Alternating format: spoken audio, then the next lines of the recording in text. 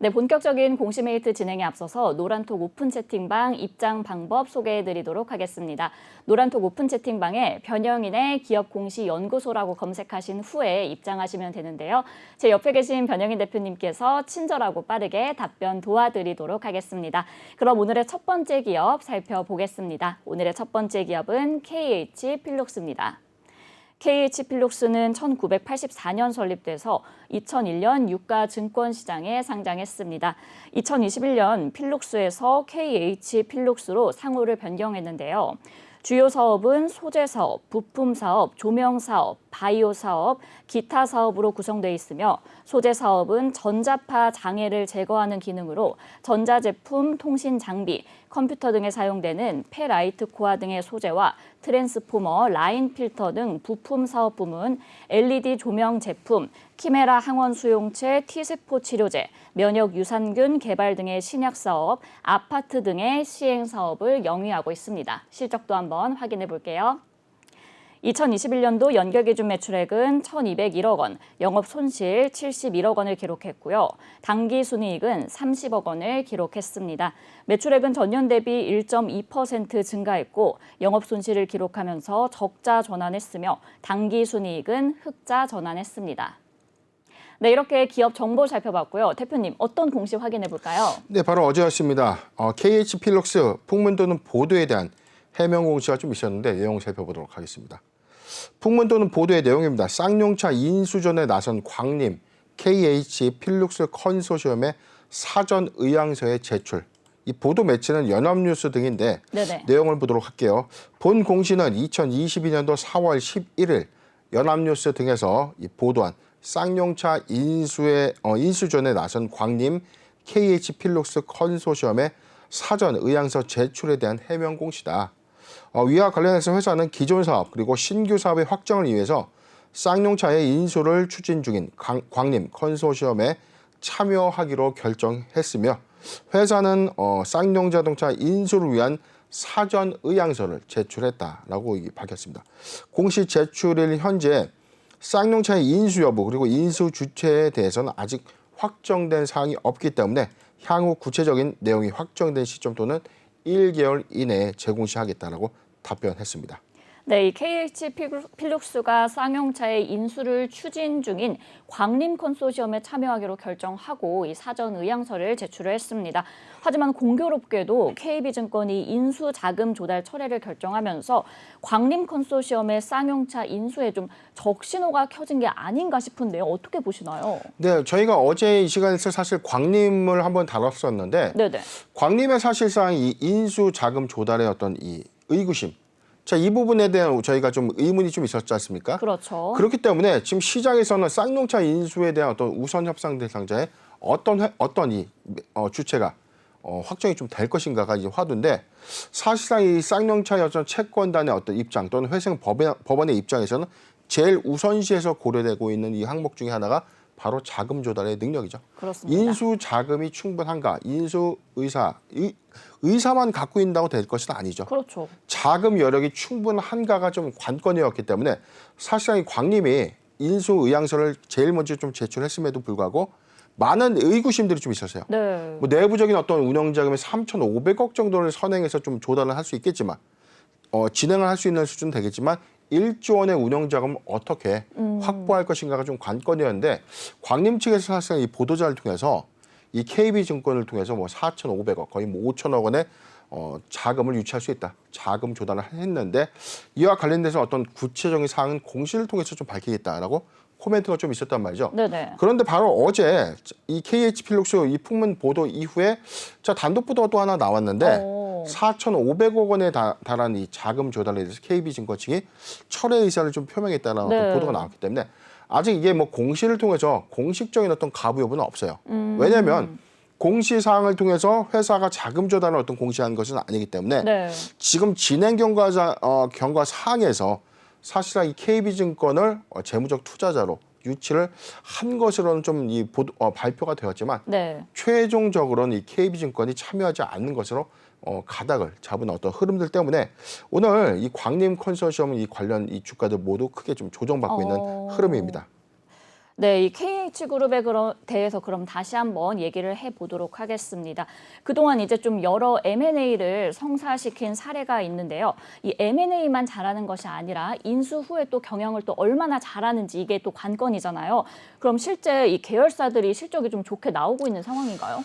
예, 사실은 이 KH 필룩스 뭐 과거에 이 단일 회사에서 KH 그룹화, 자 수직 계열화를 좀 이뤄냈는데 지금 이 보고서 현재 2021년도 기말 현재 전체 18개의 종속회사를 좀 보유하고 있습니다. 지금 종속회사 보유 내용을 좀 잠깐 보면 지금 이 관계기업 중에서는 뭐 해외 법인, 자 부품과 조명 관련된 생산업체도 있고요. 그다음에 뭐 부동산 컨설팅 중개 사업을 하고 있고, 신약 개발 그리고 조명의 생산 판매, 그다음에 이동 전화기기의 제조업, 그리고 토목 건축 파일 공사. 지금 상장 법인으로는 지금 장원테크가 있고요.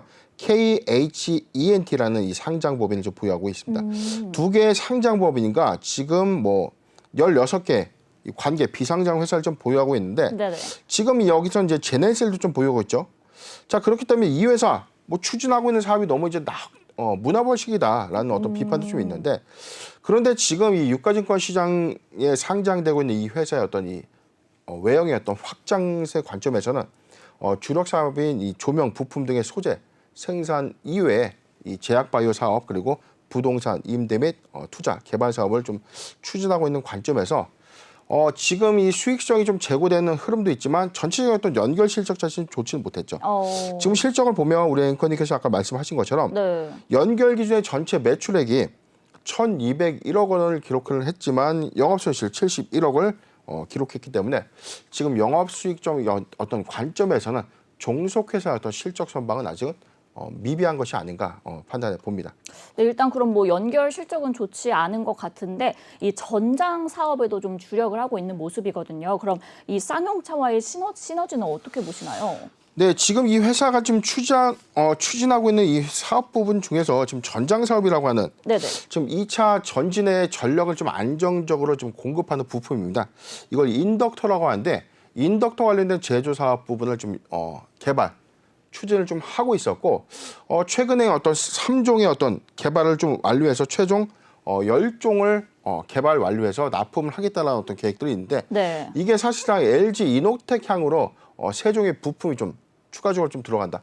아직까지 가시화된 어떤 실적 부분은 없지만 회사 측에서는 지금 모델별로 지금 150억 원에서 200억 정도의 어떤 추가적인 매출을 영위할 수 있는 개발을 추진하고 있고, 이미 3종은 완료가 됐다고 밝혔기 때문에 사실상 우리가 기대감을 수반한다는 관점에서는 지금 연구개발 단계의 주가가 오를 이유가 없죠. 그렇죠.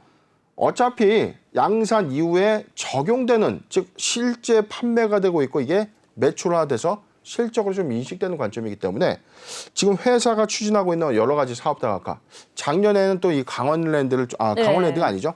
강원대공원이 알펜시아죠.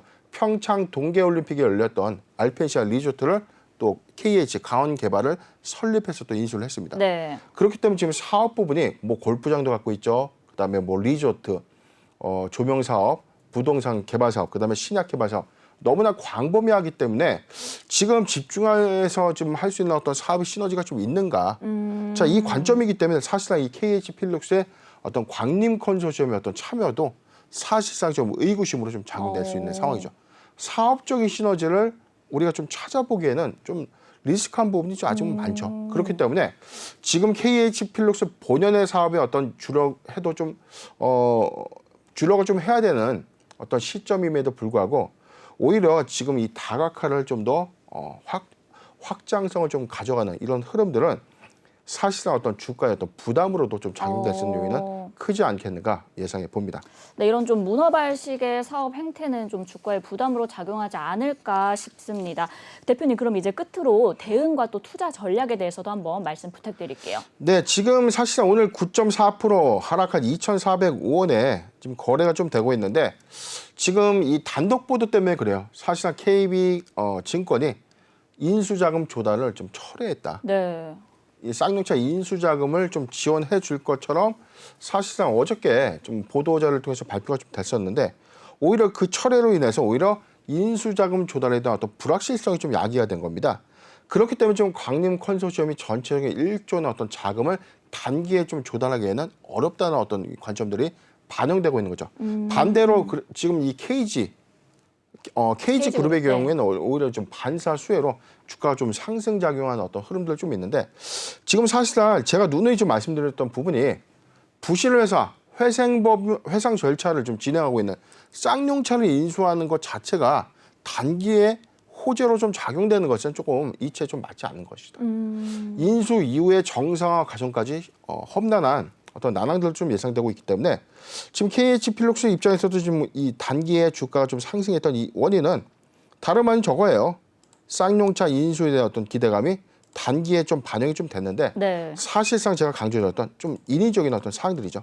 지금 보유자 관점에서는 지금 이 비중 관리를 좀 해야 되는 시점까지 좀 도래가 됐는데 지금 추세적으로는 2,460원을 좀 이탈한다면 전량 좀 매도를 해야 되는 상황입니다. 지금 2,420원까지 좀 내려가기 때문에 사실상 2차 지지 라인을 좀 보여주는 2,330원, 2,330원이 이탈된다면 비중을 대폭 좀 축소하거나 전량 매도 의견 좀 제시해드리고 신규적인 어떤 매수 관점에서는 리스크하다 의견 제시해드리겠습니다.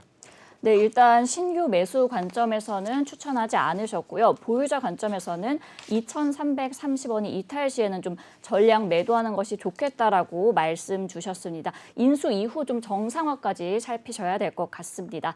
네, 이렇게 첫 번째 기업 KH필룩스에 대해 살펴봤고요. 두 번째 기업 확인해 보겠습니다. 두 번째 기업은 엔캠입니다. 엔캠은 2012년 설립돼서 2021년 코스닥 시장에 상장했습니다. 주요 사업은 2차 전지 및 EDLC용 전해액 첨가제 제조 및 판매인데요. 최근 설립한 해외 공장에서는 2차 전지 제조 시 사용된 폐 NMP를 리사이클링하는 사업을 신규 사업으로 추진 중에 있고요. 용매, 리튬염 제조 및 판매 사업까지 사업 확장을 준비 중에 있습니다. 엔캠은 2021년 5,000톤 캐파의 제천 공장을 설립해서 2015년 LG화학의 2만 톤 캐파의 전해액 장비를 인수해서 사업을 확장했고요. 국내 3대 전해액 업체 중 후발 주자임에도 불구하고 국내 1위의 전해액 업체로 성장했습니다. 최근 실적도 한번 확인해 볼게요. 2021년도 연결 기준 매출액은 2,004억 원, 영업 손실 253억 원, 당기 순손실 259억 원을 기록했는데요. 매출액은 전년 대비 51.5% 증가했고 영업 손실과 당기 순손실을 기록하면서 적자 전환했습니다. 네, 이렇게 기업 정보 살펴봤고요. 대표님, 어떤 공시 확인해 볼까요? 네, 바로 어제였습니다. 회사 주요 사항 보고서를 통해서 유상증자를 좀 결정했는데 최근 공시 사항 중에서 좀 특이점이 있었죠. 이미 유상증자를 좀 예고했던 공시가 있었습니다. 지난 3월 29일이었습니다. 회사 풍문 또는 보도에 대한 해명이 있었는데 내용 살펴보도록 하겠습니다. 풍문 또는 보도에 대한 해명입니다.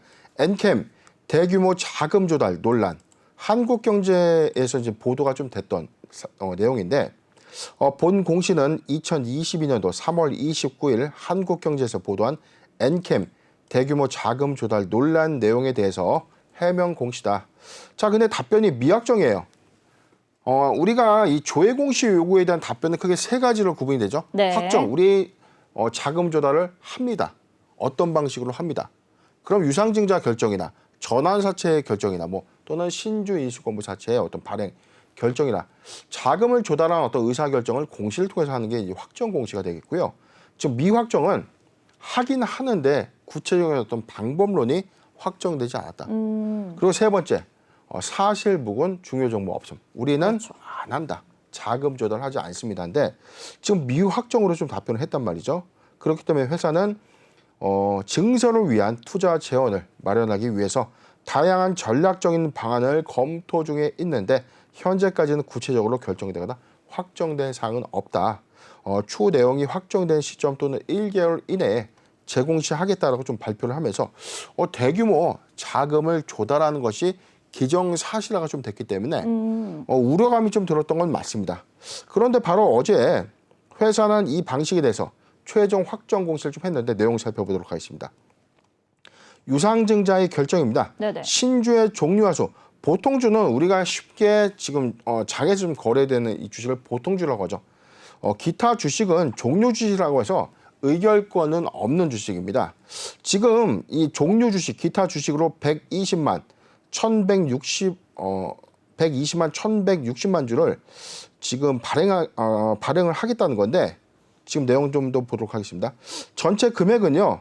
지금 시설 자금의 300억 그리고 운영 자금의 414억 그리고 타법인 증권 취득 자금의 300억 전체적으로는 지금 1,150억 원 규모의 유상증자를 좀 결정한 거죠. 그런데 증자의 방식이 삼자 배정입니다. 지금 크게 유상증자의 방식은 일반 공모 방식과 이제 사모 방식이 있죠. 네. 사모 방식 중에서도 이제 삼자 배정 방식인데 지금 장단점이 있어요. 공모 방식은 시장을 통해서 단기에 좀 자금을 좀 조달할 수 있는데 반면에 증권신고서를 금융감독원으로부터 이제 수리를 받아야 되는 이슈가 있습니다. 네. 그런데 이 사모 방식은 투자자 이해관계자를 직접 모집을 해야 되고 이 일정에 따른 어떤 조율 그리고 추후에 납입까지 어떤 이 의사 결정 과정까지가 사실상 이 시간이 좀 소요될 수밖에 없는 그리고 준비를 할 수밖에 없죠. 회사의 장래 비전에 대한 충분한 어필 또는 이 투자 설명이 좀 있어야 되는데 일단 전체 금액에서는 1,150억 원 규모의 이 제3자 배정 사모 방식으로 죄송합니다. 상환 우선주를 좀 발행하게 된 것에 대해서는 사실상 단기에 주가의 어떤 이 환금성을 좀 제약하는 요소가 아니기 때문에 사실상 이 호재로 좀 작용될 수 있는 요소다라고 좀 판단이 되는 상황입니다. 전체 납입일자 보도록 하겠습니다.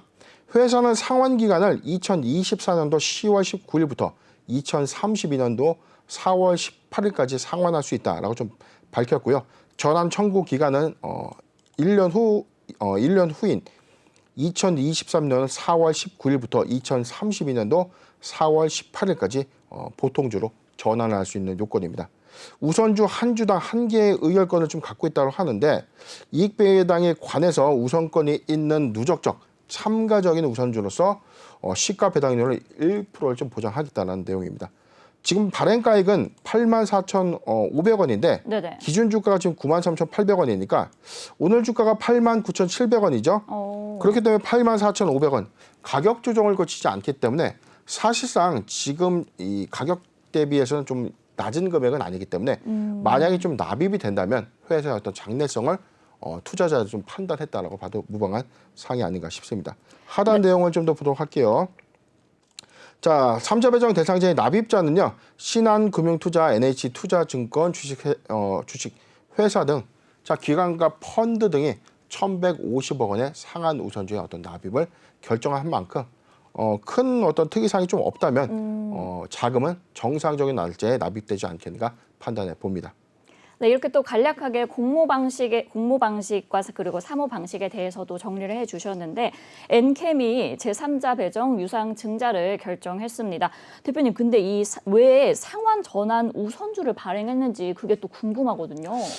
일단 이게 시각에 따라 좀 다를 수가 있어요. 대규모, 자 이걸 앵커님 우리가 이렇게 쉽게 판단해보죠. 1,500억 원을 주주 배정 후 실권주 일반 공모 유상 증자를 하겠다. 주가가 어떻게 될까요?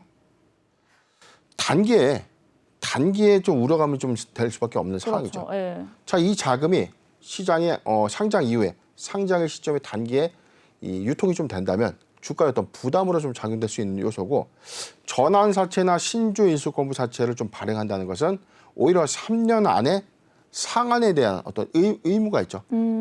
당장이라도 이 자금 조달 이후에 1년 후에 만약에 주가가 하회한다면 채권자 입장은 당연히 팔아야죠. 상환할 수밖에 없죠.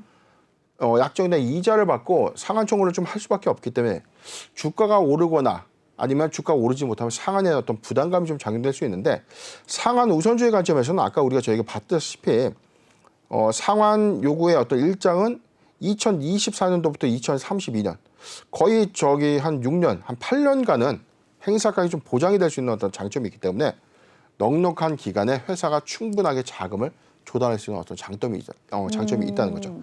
그렇기 때문에 회사는 이 기간 안에서 충분히 외형 확장과 이 가치 보장을 통해서 성장이 좀 된다면 충분히 어떤 상환 청구에 대한 어떤 이 상환 여력은 좀 가질 수 있거나 또는 주가가 좀 급등하게 된다면 오히려 보통 주식으로 좀 전환될 수 있는 어떤 장점이 있기 때문에 오히려 전환사채나 단기의 일반 공모 유상증자보다 훨씬 유리한 투자를 좀 유치했다라고 판단해도 무방하지 않겠나 싶습니다.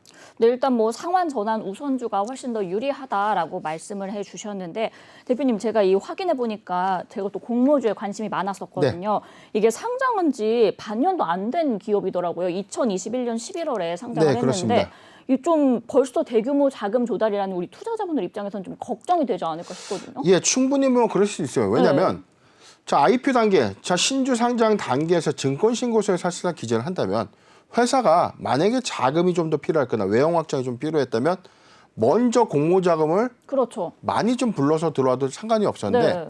일단 공모주에 투자를 했던 투자자 관점에서 지금까지 만약에 보유를 하고 있다면 그렇다면 지금 새로운 어떤 이 주가 가치가 좀 희석될 수 있는 요인이잖아요. 자, 이게 우려감이 될 수밖에 없었는데 이게 시점은 3월 29일 날 풍문던 보도에 대한 해명 공시 상에서 이게 대규모 자금 조달이 가시화가 된다는 관점에서 일반 공모 방식으로 만약에 결정이 됐다면 영향이 좀 컸겠지만 지금 상환 전환 우선주기 때문에 사실상 2024년도 이후 2032년도까지 만기일이 책정된 만큼 당장 1년 후에 상한 청구가 좀 있지는 않을 것이다. 자, 이 관점에서 엔캠의 성장성과 어떤 이 상승 가치의 어떤 여력들을 기관 투자자가 좀 확인하는 셈이 되는 것이기 때문에 지금 이 투자자 가치를 당장에 훼손하는 관점은 아니다. 이 부분은 염려해도 좀 괜찮지 않을까 판단해 봅니다. 네, 일단 뭐 당장 1년 후에 상환 청구는 있지 않을 것이다라고 말씀을 해주셨습니다. 좀 확인해 보니까 다소 공격적으로 이제 생산 능력을 확장하는 모양새인 것 같거든요, 엔캠이. 네네. 그러면은 향후 성장성 부분은 어떻게 보실까요? 지금 엔캠의 지금 이 국내 1위의 전액 제조업체입니다. 지금 248억 원의 8기, 그다음에 9기, 2019년도, 2020년, 2021년도 최근 3년간의 이 전체적인 어떤 매출 확장을 보면 880억 원에 불과했던 이 매출액이 2020년도에 1,388억으로 확정이 됐죠. 그리고 2021년도에는 2,143억 원을 좀 확장세를 좀 가져갔기 때문에 오히려 수출 비중도 크게 좀 증가되고 있는 흐름도 좀 보여준 만큼 외형의 성장은 이미 시작이 됐다는 관점이죠. 그렇기 때문에 엔캠의 근본 자금 조달의 어떤 의미를 우리가 좀 잘 새겨봐야 되는데 회사는 지금 전체적인 자금의 어떤 조달 배정을 자 이렇게 잡았죠. 내용을 좀 더 보도록 하겠습니다. 네. 지금 엔캠은 이 300억 원은 시설 자금에 쓰겠다. 그리고 414억 원을 운영 자금, 그리고 나머지 300억 원은 제3의 타법인 증권을 취득해서 회사의 어떤 외형 가치를 좀 성장시키겠다. 전체적인 게 지금 생산과 밀접한 관계가 있는 투자기 때문에 네네. 지금 300억, 그다음에 400억, 714억 정도의 어떤 배정 부분은 사실상 이 캐파 확장에 대한 어떤 선순환 투입이라고 좀 봐도 무방하기 때문에 지금 엔캠의 성장세의 관점, 그리고 지금 이 거래선에서는 LG 에너지 솔루션 그리고 SK온에 지금 배터리 제조사 등이 좀 납품을 하고 있는데 이 외형 확장이 2025년도까지는 거의 뭐 3배에 육박하는 확장성을 목표로 하고 있기 때문에 선행적인 투자 관점에서는 제가 볼 때는 추가적인 어떤 투자도 오히려 더 가셔야되지 않을까. 지금 1차 투자적인 어떤 관점이고 많은 비교 대상 종목이 있었어요. 첨보의 경우에도 대규모 자금 조달 지금 추진하고 있죠. 네. 그렇기 때문에 엔캠의 경우에도 외형 확장에 따른 어떤 이 순환적인 배경에서 추가적인 어떤 자금 조달도 예상될 수 있기 때문에 1차적인 투자 금액이 1,100억대로 지금 책정은 됐지만 회사의 외형 성장에서는 그렇게 뭐 우려스러운 뭐 수준은 아니다라고 판단해 봅니다. 네, 생산과 밀접한 관련이 있는 투자기 때문에 성장성 부분에 있어서는 좀 긍정적으로 바라봐 주셨는데 대표님 그럼 한번 실적을 확인해 보도록 할게요. 원재료 가격 폭등으로 이제 적자를 기록하기도 했습니다. 원재료 수급 불안정이 지금 지속되고 있는 상황에서 제가 자꾸 부정적인 얘기만 하는 건 아닌가 싶은데 올해도 좀 리스크가 있지 않을까요? 예, 저는 사실상 이 실적 부분에 대해서 회사가 매출액 또는 손익구조의 변동 원인에 대해서 이번에 영업 손실을 좀 기록했던 원인이 원재료 가격 상승에 따른 이익률이 감소됐다라고 좀 이야기를 하고 있는데 매출액이 51.5%가 증가했는데 원재료가 많이 올라서 영업 손실을 났다. 이건 아니고요. 사실상 제가 판단해 보는 부분은 지금 선행에서 캐파 확장을 위해서 선순환 투입되고 있는 이 비용들, 선행에서 투입되고 있는 캐파 증설 비용들이 선반영된 효과가 있는 거죠.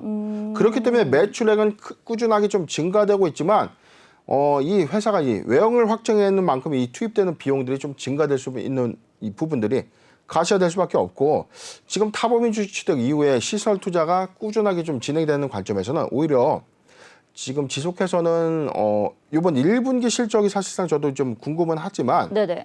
지금 추론적으로는 지금 4, 4분기에 선반영되는 어떤 투입 시점 1분기까지는 기조가 좀 유지가 좀 될 것이라는 전망. 그렇게 되면 아마 반기 실적에서는 영업 이익이 회복되는 어떤 흐름으로 좀 나타나지 않을까 예상을 좀 해보고 관건은 1분기 실적이에요. 지금 5월 14일까지 좀 제출을 해야 되는데 지금 상황에서는 어떤 증감폭이 원재료 가격이 좀 올랐기 때문에 영업손익을 냈다라고 좀 판단하기보다는 네. 지금 시설 투자에 대한 어떤 선행 비용이 먼저 잡혔다. 4, 4분기에 어떤 인식되는 비용들이 증가됐기 때문이다. 뭐 우려할 만한 사항은 아니다라고 좀 판단해 봅니다. 네, 이 대표님께서는 캐파 증설 비용으로 비용이 이제 선반영이 됐다라고 짚어주셨습니다. 반기 실적에 대한 이제 영업이익 회복도 좀 기대해 볼 수 있을 것 같고요. 대표님, 그럼 이제 투자 전략 어떻게 가져가야 되는지도 궁금하거든요. 네, NKM 지금 뭐 신규 상장된 이후에 주가가 11월 19일이었죠. 신규 상장한 이후에 기대감을 수반해서 좀 주가 좀 올랐지만 지금 상장 주가 고가 성장한 이후에 3월 16일 신저가 분과 지금 주가 좀 하락한 구간입니다.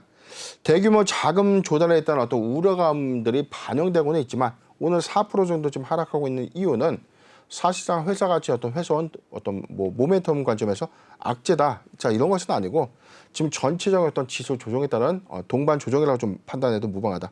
지금 매수하기 좋은 구간인데 사실상 저는 중기적 관점 2025년도에 캐파가 3배 정도 커진다는 것은 외형의 확장은 가시화가 되고 있고 2019년도부터 이미 외형 성장은 좀 시작이 됐어요. 영업손익에 대해서는 지금 2021년도에 영업손실, 즉 적자를 좀 기록은 했지만 우려할 수준은 아니다. 얼마든지 영업이 그렇죠. 회수할 수 있는 여력은 좀 충분할 것이다라고 판단해보고 네. 보유자 관점에서는 85,000원, 85,000원이 이탈되지 않는다면 보유 의견을 좀 제시해드리고요. 단기 관점에서 매수하기 좋은 구간까지 도래가 됐습니다. 85,000원, 85,000원에서 9만 원. 85,000원에서 9만 원 구간 포트 비중 5%의 분할 매수 의견을 좀 제시해드리고요. 네네. 적극적 매수 구간 8만 원, 8만 원에서 8만 5천 원 구간은 적극적인 매수 구간 포트 비중 추가 10%의 분할 매수 의견을 제시해드리겠습니다. 네, 이 보유자 관점에서는 85,000원이 이탈되지 않는다면 보유하시면 좋을 것 같고요. 매수하기 좋은 구간은 85,000원에서 9만 원, 포트 비중 5%의 분할 매수 의견 주셨습니다. 적극적인 매수 구간은 8만 원에서 85,000원 선까지 짚어주셨고요. 그래도 이제 좀 전체적인 지수 조정 구간이기 때문에 외형 확장은 긍정적으로 볼 수 있기 때문에 상승 여력이 있다라고 말씀해 주셨습니다. 네, 이렇게 오늘의 기업 살펴봤고요. 마지막 기업 확인해 보겠습니다. 마지막 기업은 에이스 침대입니다. 에이스 침대는 1963년 설립돼서 1996년 코스닥 시장에 상장했습니다. 주요 사업은 침대, 가구 제조 및 판매와 부동산 매매, 임대업인데요. 주요 생산 품목인 침대 가구로 21년 말 기준으로 75.6%의 가동률을 보이면서 직영점 또는 대리점 등에 납품하고 있습니다. 연구 개발을 통해 내구성이 강화된 매트리스 개발 등 신제품 개발과 제조 공정 개선과 신규 소재 개발 등 지속적인 연구 개발을 추진하고 있습니다. 최근 실적도 한번 확인해 볼게요. 2021년도 연결기준 매출액은 3,463억 원, 영업이익 760억 원을 기록했고요. 당기순이익은 635억 원을 기록했습니다. 매출액은 전년 대비 19.6% 증가했고 영업이익은 54.1% 증가했으며 당기순이익은 28.8% 증가했습니다. 네, 이렇게 회사는 매출 증가로 인한 영업이익과 당기순이익이 증가했다고 밝혔습니다. 기업 정보 이렇게 알아봤고요. 대표님 어떤 공시 확인해 볼까요? 네, 바로 어제 아침입니다. 에이스 침대 좀 학습하기에도 좀 좋은 내용이고 사실상 지금 이 기타 시장 안내에서 관리 종목 지정 우려가 좀 발생되면서 우려가 좀 될 수밖에 없는데 자, 이 공시를 보면서 이러한 공시 규정 때문에도 관리 종목이 좀 지정될 수 있구나. 공부하기도 좀 좋은 공시가 아닌가 싶습니다. 먼저 내용 보도록 하겠습니다. 기타 시장 안내입니다. 관리 종목 지정 우려 종목입니다. 내용 보도록 하겠습니다. 동사는 금일 정정 제출한 2021년도 사업보고서에 이 소액주주 소유 주식수가 유동 주식수의 100분의 20에 미달하는 것을 공시했습니다. 이 사유는 코스닥 시장 규정에 의해서 관리 종목 지정 사유, 주식 분산 기준 미달에 해당되기 때문에 법정 제출 기한으로부터 15일이 되는 날까지 사유 해소가 되지 않을 경우에 관리 종목에 지정될 수 있음을 알려드립니다. 자, 이로 인해서 지금 주권 거래 정지가 좀 됐었는데 4월 11일 장 종료까지만 좀 되는 겁니다. 지금 주식 분산 기준 미달. 자, 표현이 좀 어렵죠? 네, 어려워요. 주식의 분산 기준이 미달? 이게 어떤 의미지? 회사 장사도 잘했고 지금 매출 영업이익도 충분히 지금 이 성장을 좀 했는데 이 갑자기 관리 종목이라고 하니까 좀 부담스러울 수밖에 없는 이 결정이죠. 자, 이게 뭐냐면 주식의 분산 기준이 사실상 이런 겁니다. 회사가 발행한 주식수가 좀 100주라고 쳐요. 만약에 20주가 미달이 될 경우, 즉 19주로 소액주주 구성이 좀 된다면 관리 종목이 좀 지정되는 겁니다. 전체적인 유통 주식수 대비해서 소액주주의 비율이 20% 미만에 확정됐을 때 주식 분산 기준이 좀 미달됐다. 또는 소액주주의 수가 200명이 미달됐대. 전체적인 어떤 주주의 소액주주의 수가 200명을 미달하거나 전체 발행 주식 수의 20%에 좀 미달되는 소액주주의 지분율이 확인됐을 경우에 주식 분산 기준의 어떤 미달로 인해서 관리 종목이 좀 지정될 수 있는데, 자, 그렇다면 관리 종목 지정이 언제 또 해제가 되느냐? 이 요건을 다시 맞추면 돼요. 자, 그래서 지금 20%의 미달이 됐다라고 좀 공시를 한 겁니다. 사업보고서 잠깐 보도록 하겠습니다. 지금 회사는 정정전 이 소액주주의 비율을 지금 내용을 좀 더 보도록 할게요. 네. 지금 10%라고 좀 공시를 했고요. 좀 10%라고 좀 공시를 했는데 지금 7.74%. 전체적으로 지금 10% 비율로 해서 지금 7.74%, 20%를 좀 미달한 어떤 수치를 좀 보여줬는데, 자, 이 요건이 좀 왔던 이유 중에 하나를 좀 우리가 좀 궁금할 수밖에 없어요. 그렇다면 이런 경우가 왜 발생되는가? 네. 대주주의 지분이 워낙 많거나 분산될 수 있는 어떤 주식수가 너무 적거나, 즉 회사의 어떤 이 자기 주식을 많이 취득해서 주가의 어떤 유통 주식수 대비 갭이 좀 적거나, 소액주주가 그만큼 회사의 어떤 관심도가 좀 떨어졌거나, 또는 투자의 어떤 매력도가 좀 떨어져서 투자를 하지 않은 경우에 소액주주의 어떤 분산 기준수가 좀 미달될 수 있는데, 지금 전체적인 어떤 지분을 좀 보도록 하겠습니다. 회사의 현재 지분율을 좀 보면요. 지금 2021년도 12월 31일 현재 최대 주주 그리고 최대 주주 특수관계인이 보유하고 있는 전체 지분율이 무려 79.56%죠. 그렇다면 소액주주가 지금 20.6% 정도를 보유할 수 있는데, 네네. 지금 전체적인 어떤 비율의 수가 7.74%뿐이 좀 안 되는 거죠. 그렇다면 지금 주요 주주가 좀 난무한 상황에서 소액주주의 어떤 유통주식 비율이 좀 낮다는 것은 오히려 대주주가 무상증자 결정을 통해서 신주 발행을 좀 더 한다면 오히려 거래 활성화를 통해서 소액주주들의 어떤 다수의 유입을 좀 가시화시킨다면 해소될 수 있는 요건, 또는 장내 매도 또는 이 기관 투자자로 하여금 이 블록들이죠. 자, 시간의 대량 매매 방식의 어떤 부분적인 어떤 지분 매각을 통해서 지금 오히려 주식의 어떤 분산 효과를 좀 가져올 수 있는데, 지금 이 요건을 지금 가져오기엔 좀 약간 애매한 상황이에요. 왜냐하면 이 경영권을 지키고자 하는 이 최대주주 입장에서는 이걸 시장이 그냥 팔 수가 있는 상황도 또 아니죠. 그렇죠. 거래량이 또 많지도 않는 종목이기 때문에 사실상 이 주식의 분산 기준을 좀 이 요건을 좀 해소시키기 위해서는 무상증자나 또는 주식 거래를 좀 더 활성화시킬 수 있는 어떤 의사결정을 통해서 많은 투자자의 유입이 좀 중요하지 않나 판단해 봅니다. 네, 이 에이스 침대가 주식 분산 기준 미달로 관리 종목 지정 사유에 해당한다는 공시 살펴봤습니다. 이렇게 주식 분산 기준 미달에 대해서도 간략하게 정리를 해주셨는데, 대표님, 이런 상황이 어제 오늘 일이 아니라 또 과거에도 있었다고요? 네, 지금은 사실상 이 워낙 대주주의 지분 거의 79.5%를 보유하고 있기 때문에 네. 쉽게 말하면 이렇습니다. 지금 이 대주주의 과점 지분율을 조금 더 상쇄시키거나 부분적인 어떤 매각을 통해서 거래를 활성화시키거나, 또는 무상신주를 좀 발행해서 적극적인 어떤 소액주주의 어떤 이 투자 유치를 가시화된다면, 즉 거래 활성화를 위해서 회사가 좀 이 재고 노력을 좀 해줘야 되는데 그럴 필요성이 사실은 없는 거죠. 왜냐하면 지금 회사는 안정적인 수익 기반으로 해서 사상 최대의 실적 좀 달성했고요. 지금 배당 결정도 좀 했는데 한 주당 무려 1,330원에 현금 배당을 좀 결정했습니다. 시가 배당률이 무려 3%죠. 자, 그렇다면은 이게 배당의 어떤 수익 관점에서는 대주주 입장에서는 네. 따박따박 높은 고액의 어떤 배당을 가져갈 수 있는 유리한 상황이기 때문에 지금 이 관리 종목에 들어간다고 해서 이게 상장 폐지를 의미하는 것은 아니라는 거죠. 즉 대주주 관점에서는 굳이 이게 뭐 관리 종목이 가더라도 사업하는데 크게 지장이 없다라고 좀 판단했을 가능성도 큰데 사실상 저는 좀 이런 관점이에요. 이럴 거면 사실상 이 상장을 좀 유지하는 것이 좀 이게 효율적인가? 자, 이런 관점도 좀 의문이 좀 들기는 해요. 그런데 좀 뭐 지난 1월 12일에는 사실상 뭐 유동성 공급 계약도 좀 체결을 하면서 오히려 이 거래의 어떤 활성화를 위해서 회사도 약식적인 좀 노력을 좀 하고는 있지만 네. 전반적인 상황에서 현실적인 상황을 좀 고려한다면 오히려 무상증자의 어떤 결정이나 주주가치 제고 방안 또는 뭐 액면의 어떤 분할 이런 부분들을 좀 통해서 오히려 많은 이 소액 투자자들이 어떤 이 매수에 좀 적극적으로 좀 관여할 수 있는 어떤 이 장을 좀 마련한 것이 시급하지 않나 예상해 봅니다.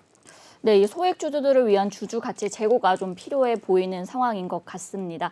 이 매출에 비해서 또 R&D 연구 개발에 다소 소극적이라는 지적도 나오고 있는 상황인데요. 장기적으로 보면은 좀 소비자의 편익을 높여야 되지 않을까 싶은데 이 부분은 어떻게 보세요?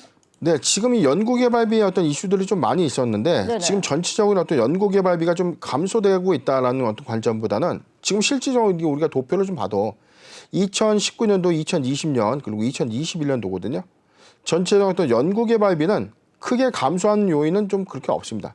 다만 증가폭에서 연구개발비의 어떤 비율이 크게 증가되지 않는 흐름들을 좀 보여주고 있는데 자, 이게 어떤 부분이냐면 과거에는 이 가구가 사실 이 편의성이 좀 집중되는 이 사업의 주력인 어떤 침대 가구의 경우에는 이 편의성을 좀 더 극대화시킬 수 있는 이 연구 개발이 좀 필요할 수밖에 없는데 최근에 어떤 이 트렌드가 연구 개발의 어떤 집중 부분보다는 많이 팔아야 되는 관점이죠. 마케팅 비용, 광고 이 선전비 어떤 광고 선전비 부분이 오히려 좀 증가될 수밖에 없는 요인이기 때문에 이게 시장에서 가져갈 수 있는 요인은 침대 가구이기 때문에 오히려 기술 개발이나 고도화를 통해서 오히려 인체의 효율적인 어떤 부분을 좀 더 네. 가져가야 되는 것이 맞지 않느냐라는 어떤 의문인데 사실상 지금 마케팅 부분에서는 어떤 판가와 좀 영향이 좀 있는 부분이기 때문에 충분한 어떤 이 광고 선점비를 통해서 회사는 오히려 성장을 좀 더 택하지 않았나 판단해 봅니다. 네, 이 충분한 성장 그 광고 쪽으로 이제 성장을 택하지 않았나 싶은데 대표님 근데 확인해 보니까 이게 외형적으로는 좀 성장을 했음에도 불구하고 아직 해외 매출이나 또 그런 신규 사업에 대한 내용은 없는 것 같더라고요. 그러면은 이런 해외 사업으로 좀 확장하는 것도 고민을 해봐야 되지 않을까요? 지금 전체적인 어떤 내용을 좀 보면 지금 이 제품 부분에 지금 2,152억 전체적으로는 지금 3,454억 원의 매출을 좀 기록을 했는데 수출 비중은 지금 36억 원에 좀 불과하죠. 네. 오히려 수출 비중이 크게 좀 감소하고 있는 흐름을 좀 보이고 있습니다. 자, 이 사유는 자 글로벌 어떤 침대 가고 있는 뭐 실리나 델타 자 이런 어떤 이 침대 브랜드의 약진에 사실상 우리가 이 글로벌 시장을 좀 공략하기보다는 오히려 이 시장의 어떤 타겟을 내수에 오히려 좀 확장성을 좀 가져가는 부분이 아닌가 좀 판단해 보는데 오히려 침대에 대한 어떤 이 기능이 좋다 나쁘다에 대해서는 제가 체험을 해보지 못했기 때문에 네. 사실상 뭐 말씀드릴 수 있는 부분은 좀 애매하지만 지금 전체적인 어떤 수출 비중이 좀 더 감소하고 있는 이 이유는 사실상 해외 공략을 좀 적극적으로 추진하고 있지 않은 부분 그리고 해외 법인의 어떤 진출을 위해서는 해외 현지 지사를 좀 설립해야 되는 어떤 구조적인 어떤 이 사항들이 때문에 네. 사항들인 이슈기 때문에 사실상 지금의 어떤 매출 및 수주 사항을 좀 짐작해 보면 오히려 해외보다는 내수의 확장성에 회사가 오히려 집중을 하고 있는 것이 아닌가 판단해 봅니다. 네, 이 에이스 침대 지금의 매출 상황으로는 좀 내수에 집중하는 것이 아닌가 싶습니다. 대표님 그럼 끝으로 이 대응 전략도 한번 세워주세요. 네, 오늘 6.36% 좀 하락을 했는데 사실상 이게 좀 과대의 어떤 낙폭 구간을 좀 가져갈 만한 요인인가 좀 판단해 봐요. 그런데 작년 8월에 지금 67,400원까지 급등한 이력이 있다가 다소 좀 이게 어떤 이슈가 좀 있었냐면 사실상 이게 유통지수가 좀 적다는 것은 적은 시세 개입에 비해서 주가가 단기에 급등할 수 있는 요인이 있다는 거죠. 네. 자, 그렇기 때문에 작년 8월 2021년도 8월에 급등한 이 주가의 어떤 흐름들은 지금 다시 저점의 영역까지 좀 내려와 있는 상황인데 지금 추세적으로는 가장 좀 중요한 추세인 요 구간이죠. 좀 더 확대해서 보도록 하겠습니다. 네. 지금 42,000원, 42,000원이 이탈되지 않는다면 보유 의견을 좀 제시해 드리는데 네네. 42,000원이 이탈된다면 주가가 좀 더 흐를 수 있는 구간, 4만 원대까지는 주가 좀 내려갈 수 있는 구간이 있거든요. 그런데 사실상 신규적 매수 관점에서 저는 좀 비춥니다. 왜냐하면 워낙 유통 주식수 대비 어떤 거래가 너무 적고요. 이 분산 기준이 좀 적다는 것은 오히려 적은 거래에도 주가가 좀 상승할 수 있는 장점은 있지만 반대로 적은 거래에도 오히려 손실의 폭이 좀 더 커갈 수 있는. 즉 거래 활성화 관점에서는 신규 매수하기에는 좀 적합하지 않고 배당 성향의 관점에서 뭐 중장기 이후에 철저한 어떤 배당의 관점에서 우리가 좀 매수를 고려한다라면은 사실상 뭐 저는 이렇게 봅니다. 매수하기 가장 좋은 적극적 구간. 자, 요 구간인데 좀 더 확대해서 보도록 하겠습니다. 네. 지금 38,000원, 38,000원에서 41,000원 구간, 38,000원에서 41,000원 구간 포트 비중 5%의 분할 매수 의견을 좀 제시해드리고 모멘텀의 관점보다는 철저한 어떤 배당 성향의 관점에서만 접근하는 것이 맞다 의견을 정리해드리겠습니다.